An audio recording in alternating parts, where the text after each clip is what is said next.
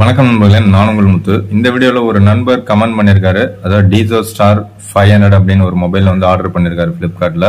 அதில் பார்த்தீங்கன்னா உங்களுக்கு டிஸ்பிளேல ஏதோ லைன் இருக்குது அப்படின்னு சொல்கிறாரு.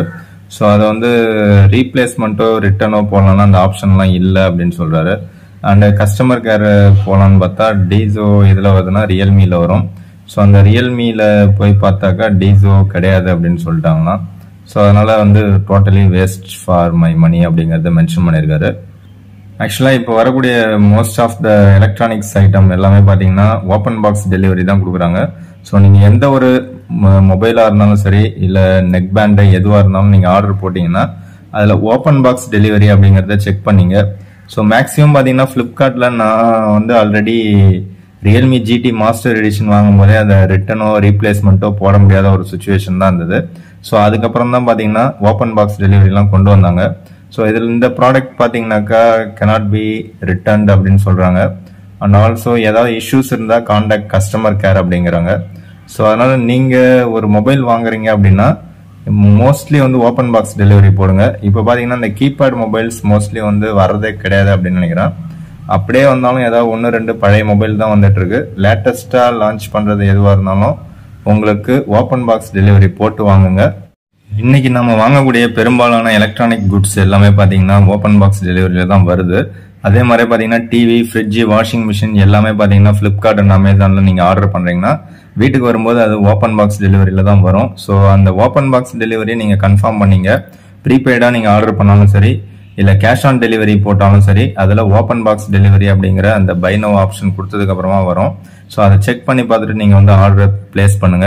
அப்படி பண்ணீங்கன்னா நீங்கள் வாங்கக்கூடிய பொருளில் ஏதாவது ஸ்கிராச்சஸோ டேமேஜோ இல்லை வேற ஏதாவது இருந்தாலோ ரிப்பேர்ஸ் இருந்தாலோ அப்போவே நீங்கள் வந்து ரீப்ளேஸ்மெண்ட் பண்ணிடலாம்.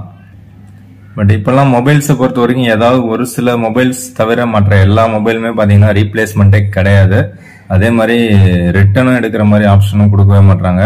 நீங்கள் கஸ்டமர் சர்வீஸ், அதாவது ஃப்ளிப்கார்ட் கஸ்டமரோ இல்லை அமேசான் கஸ்டமரோ நீங்கள் பேசுனதுக்கு அப்புறமா மேபி எடுக்கிறதுக்கான வாய்ப்புகள் இருக்கு. பட் எடுக்கிறதுக்கான வாய்ப்புகள் தான் இருக்குன்னு சொல்கிறேன்.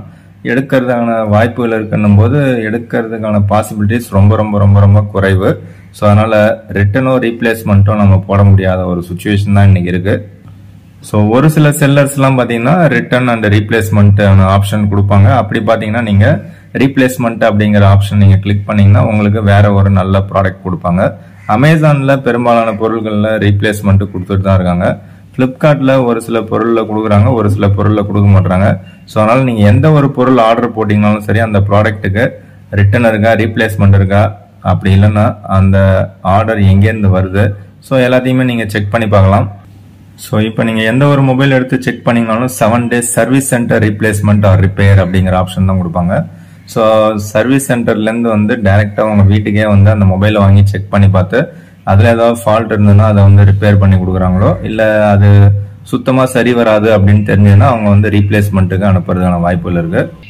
ஆக்சுவலாக இது எதுக்காக அப்படின்னா தவறுகள் நடக்காமல் இருக்கிறதுக்காக தான் இதெல்லாம் கொண்டு வந்திருக்காங்க. பட் அதையும் மீறி ஏதாவது ஒரு சில இஷ்யூஸ் இருக்கு அப்படின்னாக்கா இதை நீங்கள் செக் பண்ணிட்டு அதுக்கப்புறமா நீங்கள் ஆர்டர் பிளேஸ் பண்ணுங்க. ஸோ எலக்ட்ரானிக் குட்ஸை பொறுத்த வரைக்கும் நீங்கள் கடையில் வாங்கினாலும் சரி, இல்லை புதுசாக மொபைலை ஃப்ளிப்கார்ட் அண்ட் அமேசான் இந்த மாதிரி ஆன்லைனில் வாங்கினாலும் சரி, நமக்கு அமையறதை பொறுத்து தான் இருக்கு. ஸோ அதனால அமையறது மேக்சிமம் நல்லதாக தான் அமையும். ஸோ நல்லதே நினைப்போம், நல்லதே நடக்கும். பார்க்கலாம். Thank you friends.